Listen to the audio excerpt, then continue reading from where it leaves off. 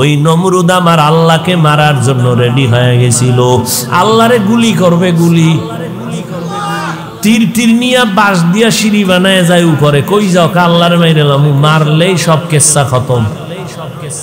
আল্লাহ কয় তোর থেকে আমি কম চালাক। যখন তীর নিক্ষেপ করেন একটা প্রাণীর গায়ে লাগলো, রক্ত আসলো, রক্ত নিয়ে নিচে দেখ আল্লাহরে মেরে ফেলছে, এই যে রক্ত। আল্লাহ বলেন ওয়া মাকারু ওয়া মাকারাল্লাহ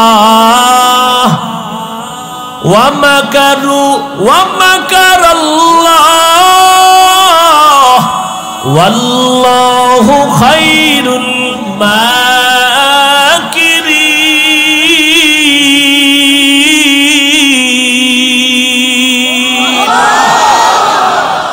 এই নমরুদ্দারে মারার জন্য আল্লাহ কি পরিমাণ ফেরেশতা পাঠাইলেন।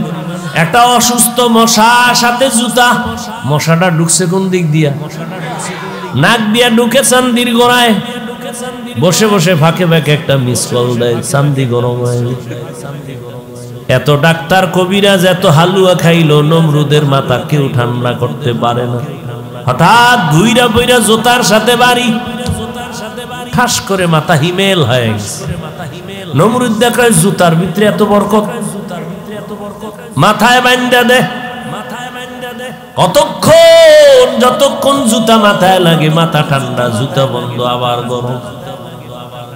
ওই মশায় বসে বসে একটু আঘাত করে। নমরুদ কয় আমি বুঝি না জুতার মধ্যে এত বরকত, এই জুতার বাড়ি বন্ধ করা যাবে না। কে দিবে? কয় কর্মচারীরা। জুতার বাড়ি দিতে আলাদা বেতন। কর্মচারীরে ডাক দিয়া কয় কর্মচারী যত জোরে বাড়ি মারবি বেতন বাড়ায় দিব। কেমন সান কফা, জুতা মারলেই মাথা ঠান্ডা। ভাইরা আমার,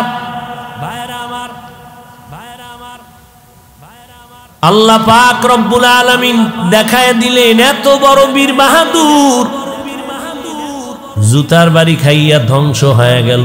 আজও দুনিয়ার কোন বেঈমান সন্তানের নাম নমরুদ ফেরাউন রাখেনি। যদি বলি 1 লাখ টাকা দিব প্রত্যেক মাসে, সন্তানের নাম রাখবি নমরুদ ফেরাউন, বেঈমানেরা রাজি হবেনি।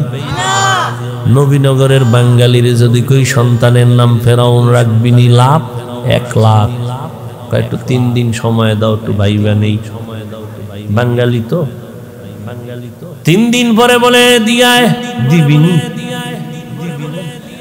কহ দিমু, কসম খাইয়া কইছো। টাকাটা টাইপ তো বাড়ায় দিছে। ফেরাউন নাম রেখে দিব, পরে তওবা করে নিব। কারণ এই করোনার ভিতরে 1 লাখ টাকা তো কম না। এর নাম বাঙালি। কুয়াশার ভিতরে কিচ্ছু দেখা যায় না। ও রাস্তার এক সিপায় আগুন, কেউ অনেক আগুন জ্বলে কেন? পেছনে এক আহাম্মক দাঁড়ানো আছে। আগুনের পেছনে একটা কে দাঁড়ানো? আহাম্মক। ওর মুখের ভিতরে আগুন। ভাইরা আমার, এই ফেরাউন ফকিন্নির ফোলা, মানুষের জমিনে শশা উঠাইয়া টুকরিতে ভরে মাথায় নিয়া মিশরে গিয়া বিক্রি করে 8 আনা পয়সা। কথার কথা। এইভাবে ফকিন্নি করতে করতে এক সময় টাকার মালিক হইয়া বিশাল ইতিহাস চেয়ারে বসছে। হামান রে বানাইছে ওজিরে আজম। চেয়ারে বয়া ফেরাউন বলে হামান কি যাহাবনা, কয় ভিতরে তো গরম গরম ভাব। বলে কি চাও? বলে খোদা। খোদা দাবি করতে মনে চায় তো করো। যেহেতু দাবি করবই, ছোটখাটো খোদা দাবি করে লাভ নাই। আনা রব্বুকুমুল আলা, আমি হলাম সব থেকে বড় খোদা। সেই ফেরাউন ধ্বংস হয়ে গেল। মশা মাছি কেউ পছন্দ করে না। আজও তার লাশ পড়ে আছে। কোথায়? কোটি টাকার মালিক দেখো, অভাব হয় না দূর। গরিব ঘুমায় আরাম করে, মনটা বাহাদুর।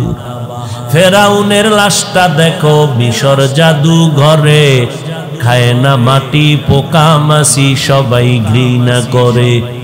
হৃদয়ে থাকিবে যার নম্রতা সাদা, রহমত আসিবে সেথা প্রভুর ওয়াদা।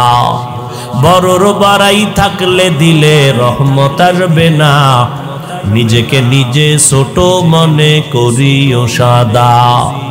উঁচু জমিন থেকে পানি নিচু জমিনে যায়, তেমনি খোদার রহমত আসে নম্রতার হৃদয়।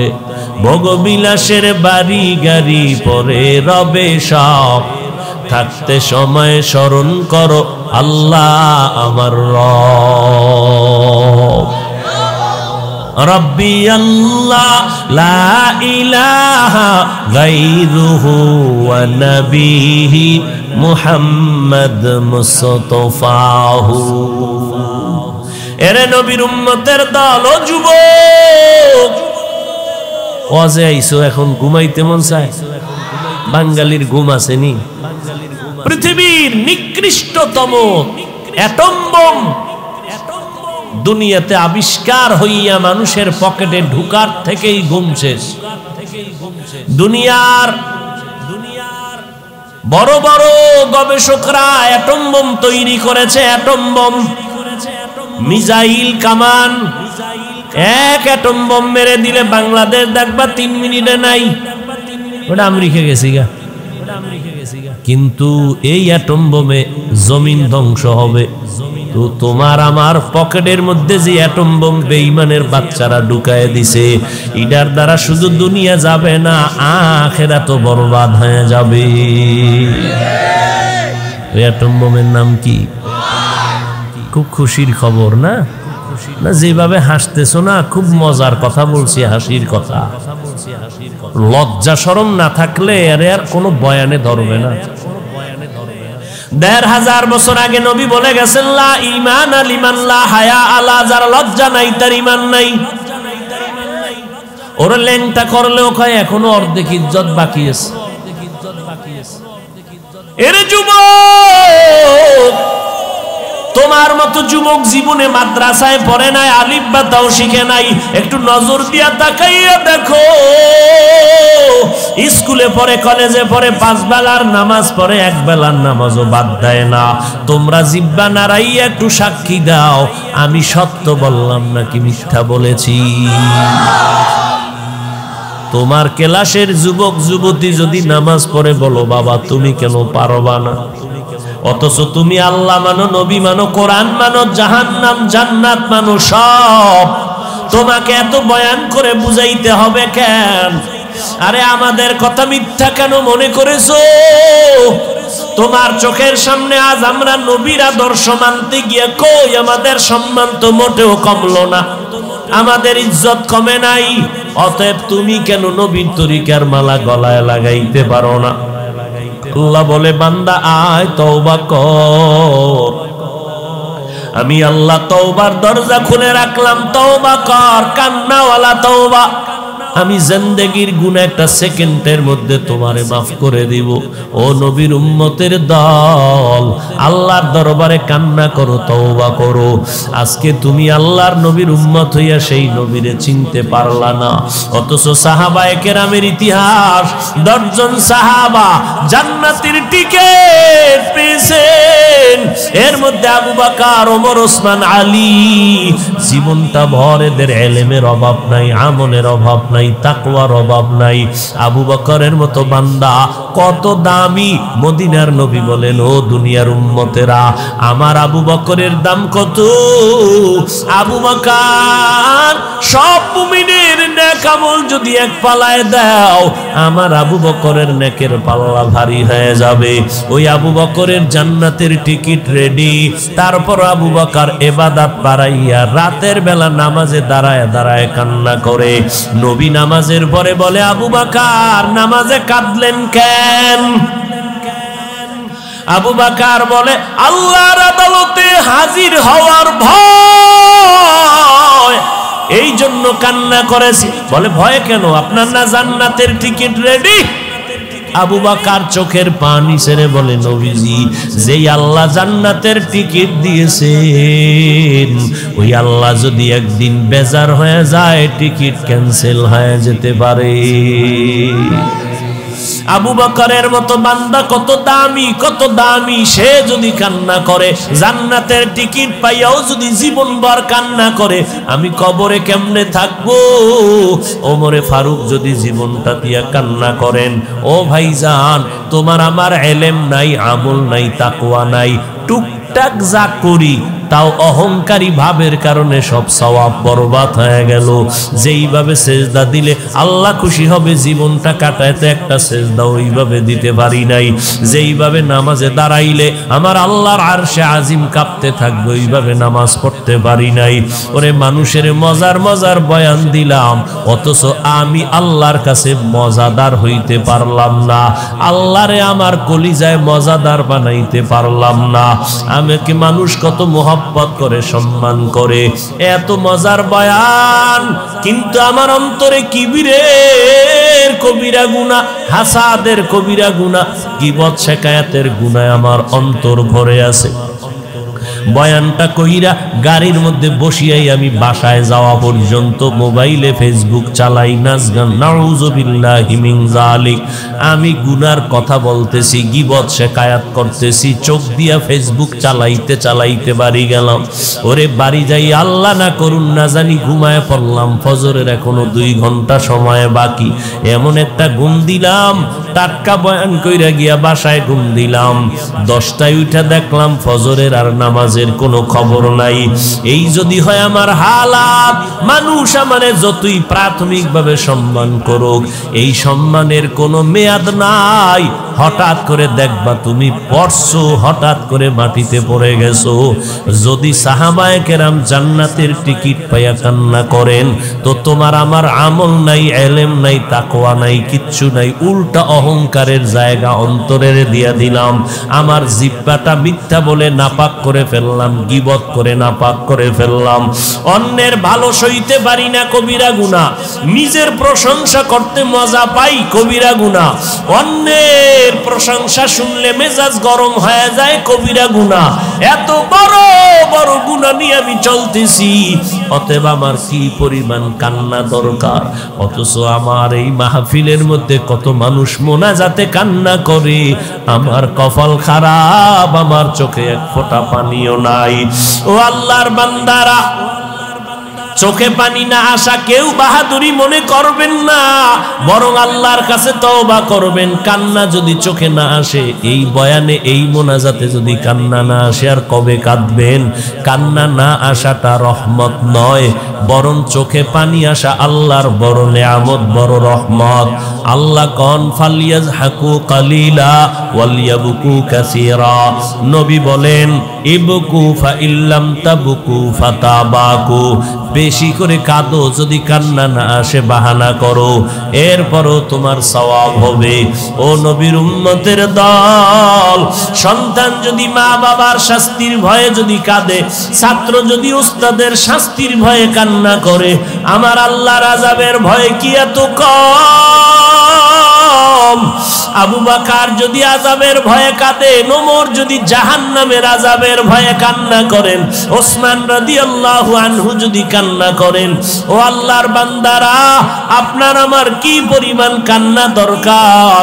নিজেও মানুষ হইতে পারলাম না, নিজের ছেলে মেয়ে স্ত্রীকে মানুষ বানাইতে পারলাম না। মানুষ আমারে কত সম্মান করে, আজকে আমারে আগাইয়া নিতে কত মানুষের ঢল, কিন্তু যেদিন আজরাইল হাজির, ওই দিন আমার বক্তাগিরি সব ধ্বংস হয়ে যাবে।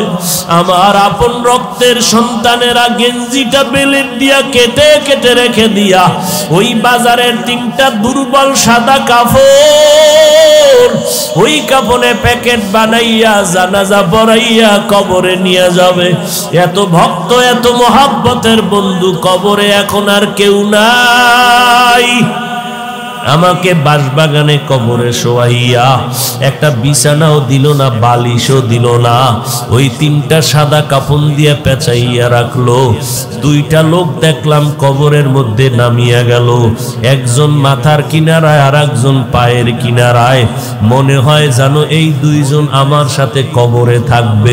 বাঁশের চাল আর কলা পাতা দিয়া মিনহা খালাকনাকুমের আওয়াজ দিয়া মাটি দিতে দিতে হঠাৎ 2 জন 2 মাথা দিয়া পায়ের কাফনের মুষ্টি, মাথার কাফনের মুষ্টিদার খুলিয়া 2 জন লাফ দিয়া উপরে উঠা এবার আমারে আটকাইতেছে। এমন ভাবে আমার মাটি দেয় যেন নড়াচড়ার কোনো উপায় নাই। মাটি দিয়া দিয়া যখন সবাই বিদায়, আমার মায়ার নবী বলেন ওই কবরে এখন কেউ নাই।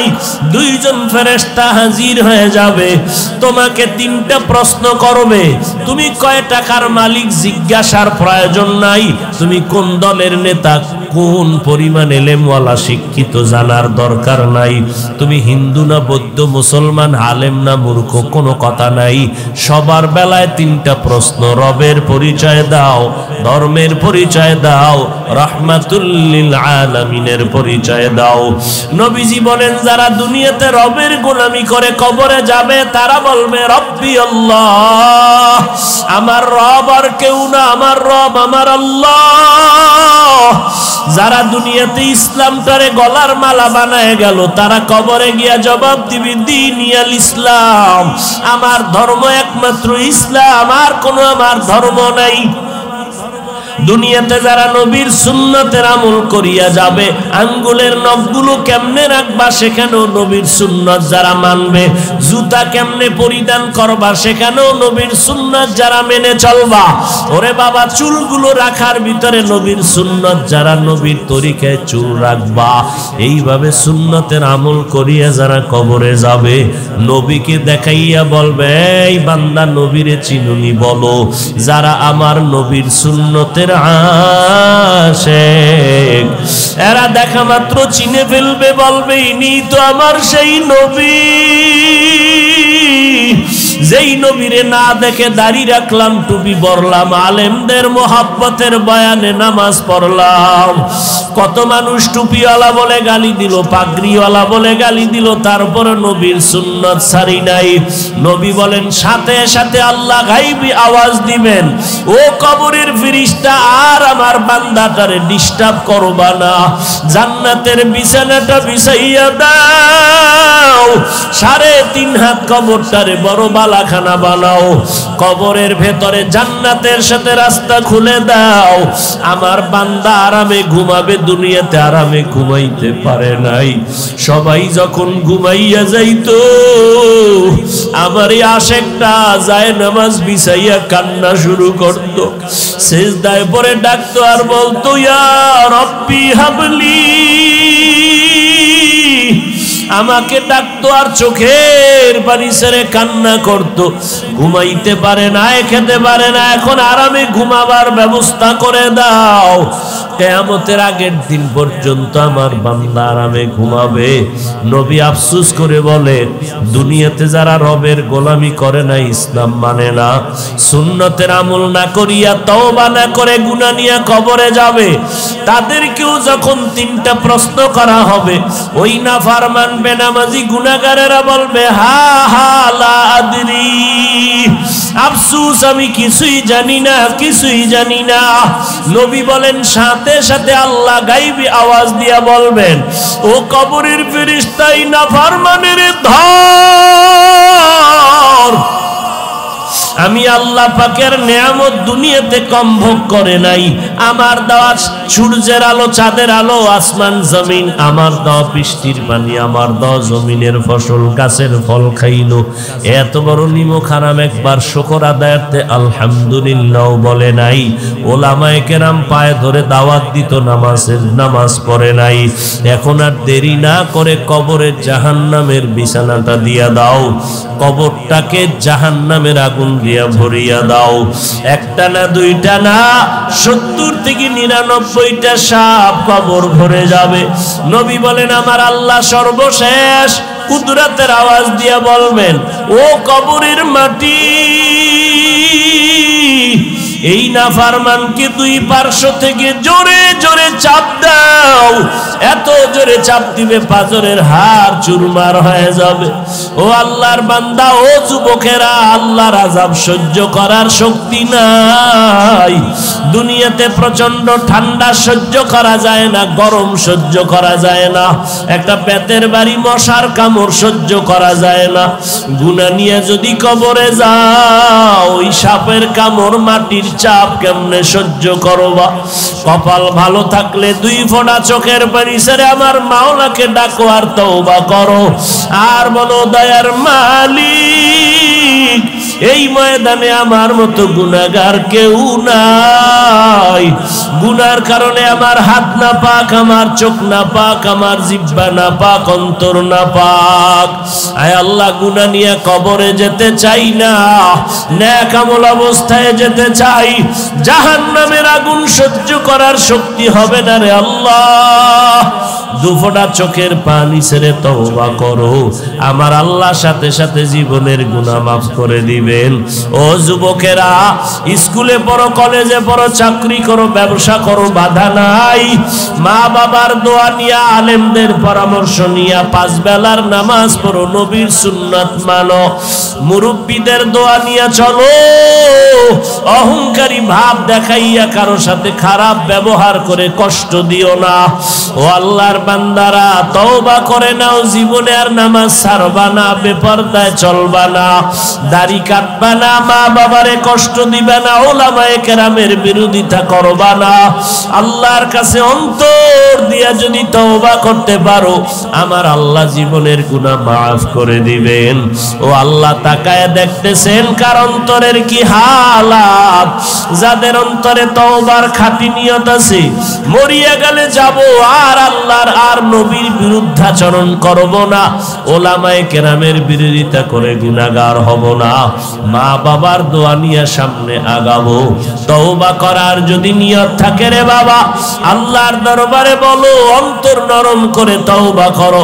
কান্না যদি না আসে, আল্লাহকে বলো, আল্লাহ কান্নাওয়ালা চক্ষু দান করেন, জিকিরওয়ালা জিহ্বা দান করেন, আখিরাতের ফিকিরওয়ালা কলব দান করেন।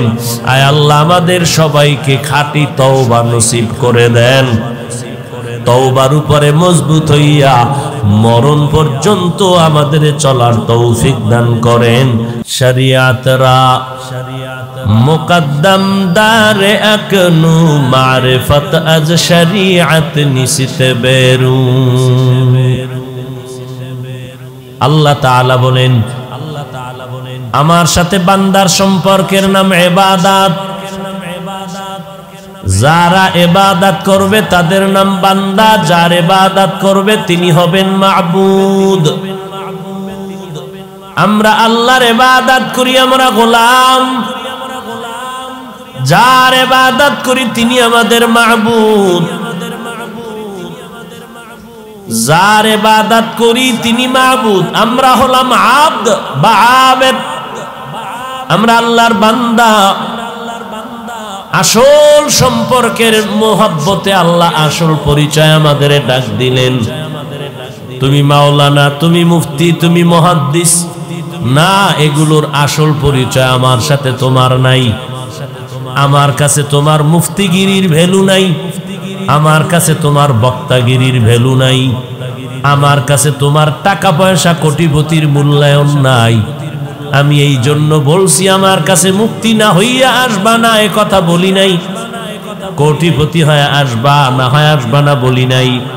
আমি বলেছি, ওয়ালা তামুতুন্না ইল্লা ওয়া আনতুম মুসলিমুন। মুসলমান না হইয়া আসবা না। মুসলমান মানে আত্মসমর্পণকারী।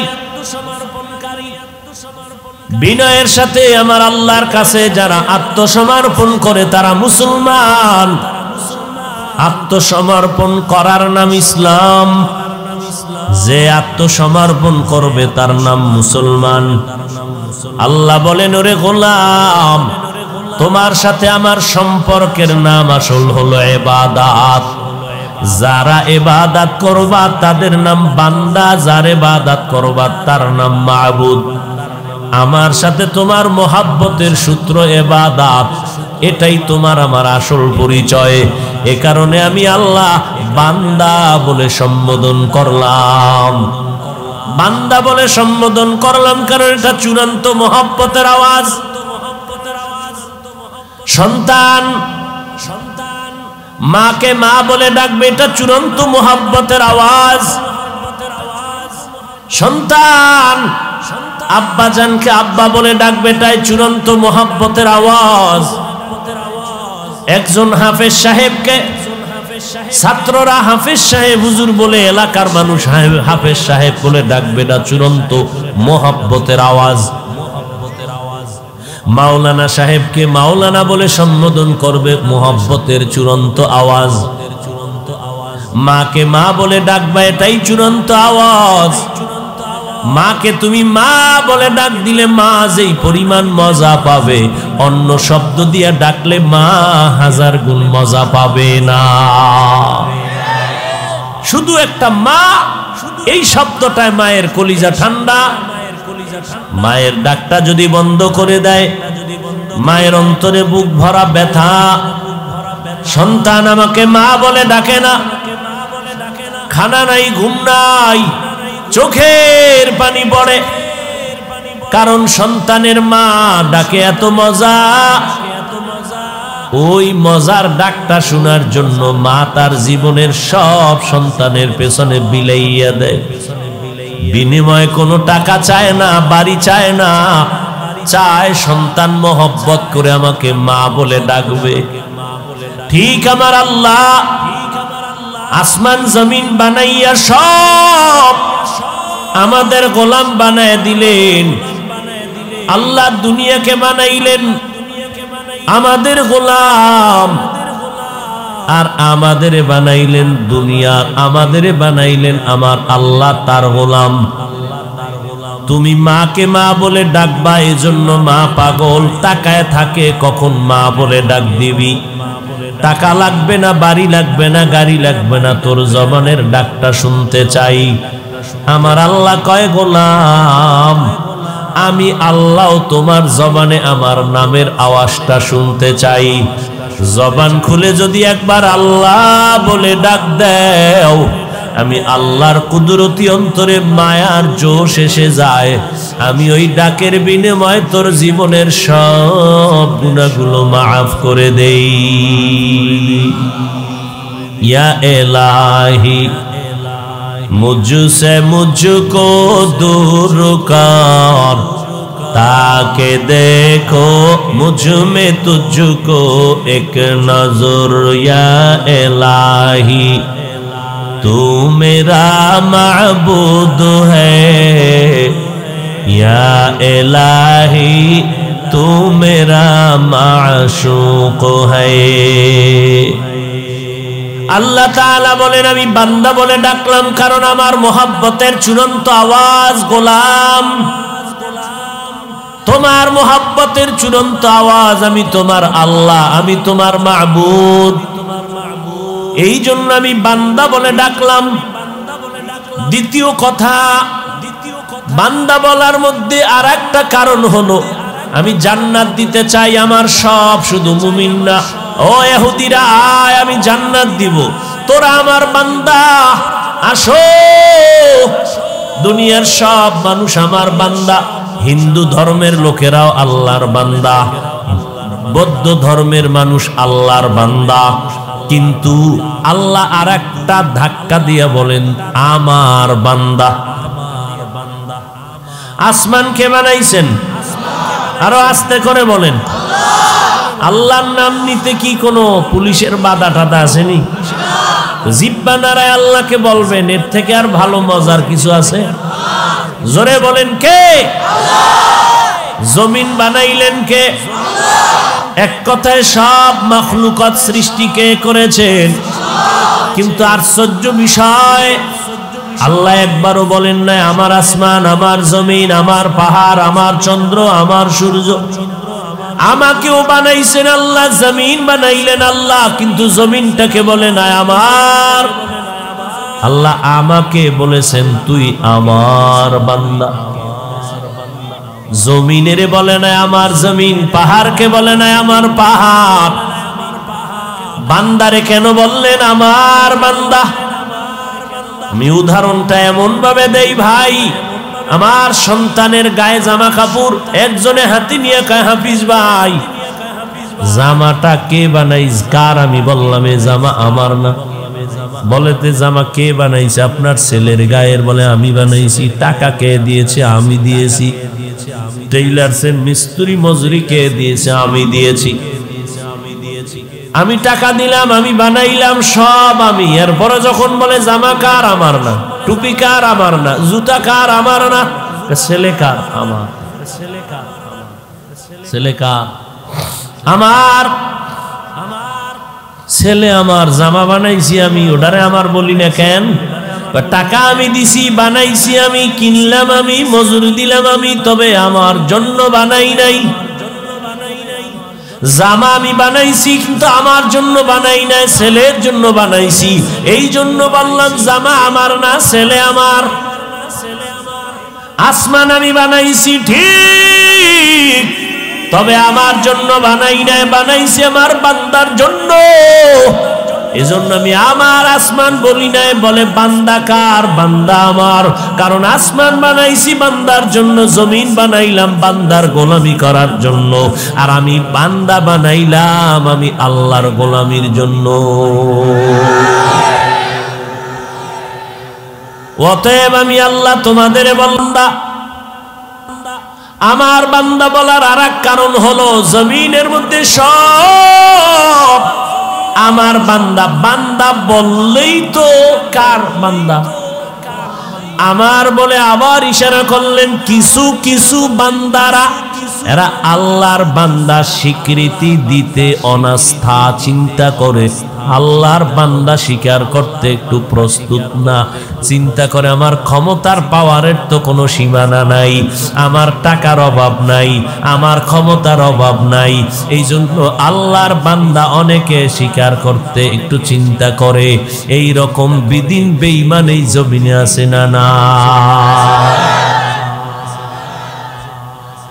অহিন্দু ধর্মের মানুষেরা, ওরা 33 কোটি দেবদেবীর পূজা করে, কল্যাণ অকল্যাণের মালিক মনে করে। শীতলা দেবী আছে একজনের নাম শীতলা দেবী, এর কাছে গিয়া যদি মহব্বতে কামতে পারে জীবনে কলেরায় ধরবে না। মনসা দেবী আছে, মনসা দেবীর কাছে গিয়া যদি বিনয়ের সাথে কামতে পারে কোনোদিন সাপে আঘাত করবে না। লক্ষ্মীর কাছে যদি জিন্দেগি ভর বিনয়ের সাথে কান্না করতে পারে জীবনে ফকিন্নি হইয়া মরবে না। আল্লাহ কয় ও হিন্দু ধর্মের মানুষ, তোদেরকে কোনো দেবী বানায় নাই, তোদেরে বানাইছি আমি, তোরা আমার বান্দা, আমি তোদের মাবুদ।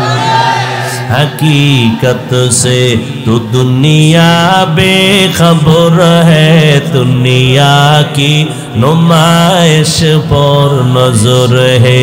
नमी गोयम के अज दुनिया जुदाबाश, बहरकारे के बाशी बा खुदाबाश। এরে নবীর আশিক উম্মতের দল, ও খ্রিস্টান ধর্মের মানুষেরা,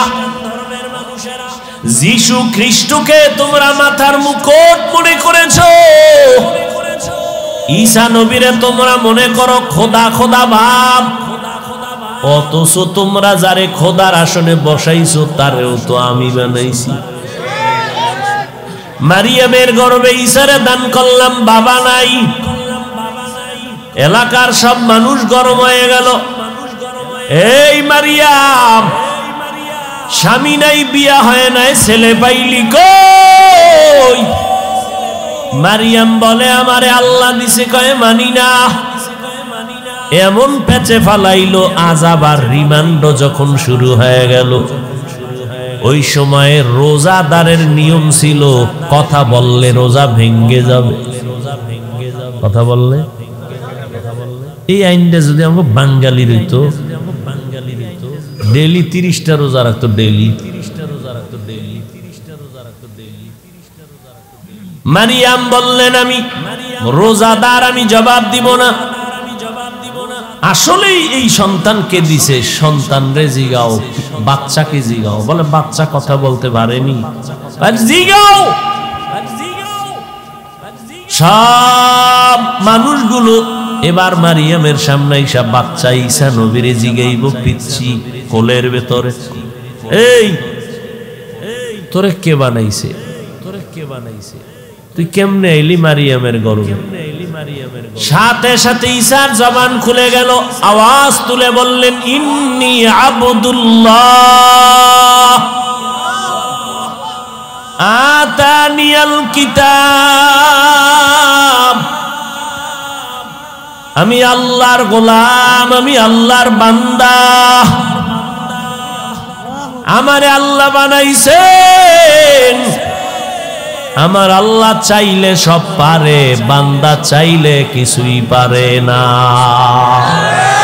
কাদের কুদরত দারি বর কামাল, আন্তা রব্বি আন্তা হাসবি যুল জালাল, তুহি কাদের জলিলুল্লাহ জাহাদার, বহর হালে তুহি মেরা নেগাহদার।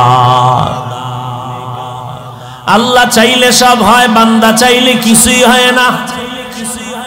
আল্লাহ চাইলে, মদিনার নবী চায় আবু জাহাল কালেমা পড়, আল্লাহ কয় আমি চাই না আবু জাহাল কালেমা পড়বে। নবী চেষ্টা কম করেন না, আবু জাহালের জবানে কালেমা জারি হয় নাই।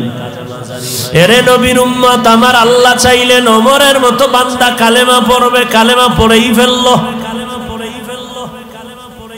কালেমার বদৌলতে আল্লাহ ওমরের এমন পাওয়ার দান করলেন, এখন ওমর যেই পথে চলে শয়তান ওই পথে চলে না, পালায়ে যায়। কেমন বেড়া, শয়তান দেখলে পালায়ে যায়। এক বাঙালি কয়, হুজুর আলহামদুলিল্লাহ শয়তান আমারে দেখলো পালায়। কেন তুই ওমর নি? কয় না তো পালায় কেন? কয় আমি শয়তানের থেকেও বড় শয়তান। শয়তান জানে না যে এই পথে 4টা আকাম আছে, যে আকামের খবর আমি জানি। শয়তান এগুলো জানে না। যেই ওমর অর্ধজাহান শাসন করলেন খেজুর পাতায় বসে, কোনো গার্ড নাই, সিকিউরিটি গার্ড নাই, বডি গার্ড নাই, অর্ধ দুনিয়া শাসন করে গেলেন, কোনো গার্ডমার নাই। আজ 1500 বছর পরে সোনার বাংলায় দাঁড়াই এক মাওলানা কয় ওমরে ফারুক ভণ্ড। ভাগ্যের নির্মম পরিহাস। আজকে চিল্লাইয়া চিল্লাইয়া বয়ান করে করে না খানা আছে না ঘুম আছে, শরীর ঠিক নাই, কত কষ্ট করতেছি সারা দেশে দৌড়াইয়া। এই দৌড়ানিটার কষ্ট দরকার ছিল হিন্দুদের মন্দিরে গিয়া করব, খ্রিস্টানের গির্জায় গিয়া করলে লাভ। কিন্তু ওদিকে যাওয়ার টাইম কই? 365 দিন তো মুসলমানের বুঝাইয়া পায়ে দইরা দইরা বয়ান কইরা মোনাজাতটা দিয়া গাড়িতে উঠতে না উঠতে দেখি মুসলমান বিড়ি মুখে নিয়ে বাজার থেকে বয়দান থেকে বাড়ি যায়। এই যে এত মুসলমান এখানে আজকে অনেক আশেকেরা এখানে বসছে, ফজর পড়ে নাই, জহুর পড়ে নাই, আসর পড়ে নাই, মাগরিব পড়ে নাই, এশা পড়ে নাই। অথচ জিজ্ঞাসা করি যদি বলি বাবা নামাজ লাগেনি, বলে হুজুর আপনার ঈমান আছে। যদি বলি বাবা কয়েক ওয়াক্ত লাগবে, কয় 5 ওয়াক্ত। মাঝে মাঝে ছেড়ে দেওয়ার লাইন আসেনি, কয় না সবই ফতুয়া দিলারে বাবা, একবারও নামাজের আজান শুনে মসজিদে যাও না। আবার উল্টা ধমক দেও, নামাজ না পড়লে কি হবে, দিল পরিষ্কার, হুজুরদের থেকে আমরা অনেক ভালো। ও বাবা, তোমার আমি হাসির কথা বলি না, আসলে যদি তোমার আকল ঠিক থাকে, আমার যেই কথা বলতেছি এগুলো শোনার পরে তোমার লজ্জা থাকলে কান্না করা দরকার। দিলে ভরা অহংকার, চিনো না আজ খোদার ঘর। দিলে ভরা অহংকার, চিনো না আজ খোদার ঘর। নামাজের লাগিয়া কি তোর মোটেও মায়া লাগে না? নামাজের লাগিয়া কি তোর মোটেও মায়া লাগে না? চিন্তা করে দেখো না, কবরে কি যাইবা না? যেই কবরে আল্লাহ সারা বন্ধু কেহ থাকবে না। চিন্তা করে দেখো না, কবরে কি যাইবা না? চিন্তা করে দেখো না, কবরে কি যাইবা না? এ দুনিয়া সারিয়া কোথায় যাবি ভাগিয়া? এ দুনিয়া সারিয়া কোথায় যাইবা ভাগিয়া? মরণ তোমায় লইবে গিরি, যতই করো বাহানা। মরণ তোমায় লইবে গিরি, যতই করো বাহানা। চিন্তা করে দেখো না, কবরে কি যাইবা না? যেই কবরে আল্লাহ সারা বন্ধু কেহ থাকবে না। চিন্তা করে দেখো না, কবরে কি যাইবা না? এ দুনিয়ায় সবই পার, কবর যে তোর আসল ঘর। এ দুনিয়ায় সবই পার, কবর যে তোর আসল ঘর। কেমনে সেথায় থাকবি পরে, শুধুই মাটির বিছানা। কেমনে সেথায় থাকবি পরে, শুধুই মাটির বিছানা। চিন্তা করে দেখো না, কবরে কি যাইবা না? যেই কবরে আল্লাহ সারা বন্ধু কেহ থাকবে না। চিন্তা করে দেখো না, কবরে কি যাইবা না? অবশেষের ঠিকানা শুধুই মাটির বিছানা। মরণ থেকে যতই পালাও, মরণ তোমায় নিবে ঘিরি। যদিও সুদূর আকাশ পানে লুকাও, সেথায় লাগিয়ে সিঁড়ি। নদী পথে নৌকা চালাও ও মাঝি ভাই, বেলা ডোবার আগে আমি ওপার উঠতে চাই। ডুবে গেলে বেলা রে আর উঠে না, ভেঙ্গে গেলে মেলা রে আর জমে না। কয়দিন আর বাহাদুরি করবি রে যুবক? এই বয়সে কত যুবকের লাশ কবরে রাখলাম, কত যুবকের জানাজার ইমামতি করেছি। ও বাবা, তুমি আজকে বয়ান শুনতেছো, আল্লাহ না করুন আগামীকাল ঠিক এই সময় তুমি হতে পারো হসপিটালের রোগী। আল্লাহ বানাইতে পারেনি? ওই আমার মাওলারে ভয় করো রে বাবা, দুনিয়া কিছুই না, কয়দিন আর বাহাদুরি করবা। তোমাদের এক আপন বন্ধু হলো গানের শিল্পী মাইকেল।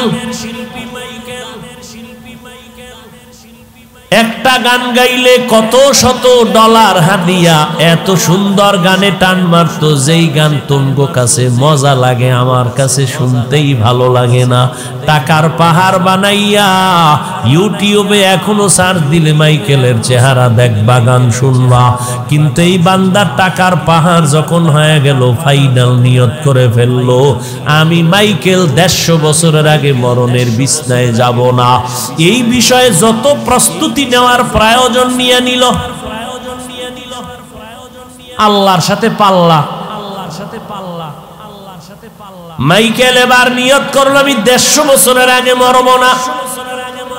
চেহারাটাকে কমপ্লিট বাঁধাই করে নিল, খালি হাতে কারো সাথে সাক্ষাৎ দেয় না, জীবাণু আসতে পারে। প্রায় 20 জনের মতো ডাক্তার তারে অল টাইম পাহারা দেয়, শতবার খানা চেক করে দেয়। মাইকেল এত সেফ চলে, আল্লাহর কুদরত। একটু আগে বলছি বান্দা চাইলে কিছু হবে না, আমার আল্লাহ চাইলে সবই সম্ভব। আমার আল্লাহ চাইলে হয়, বান্দা চাইলে হয় না। নমরুদ চাইলো ইব্রাহিম নামের কোন বান্দা জমিনে আসতে দেওয়া হবে না। আল্লাহ চাইলেন তোর নাকের ডগায় পাঠাবো, ইব্রাহিম রে দিয়ে তোর চেয়ারের গুড়া করে সব আগুন দিয়ে জ্বালায় দিব। আল্লাহ ইব্রাহিমের নমরুদের নাকের ডগায় পাঠায় দিলেন। ওই ইব্রাহিমের আগুনে জ্বালাইতে গিয়া নমরুদ ধ্বংস হইয়া গেল।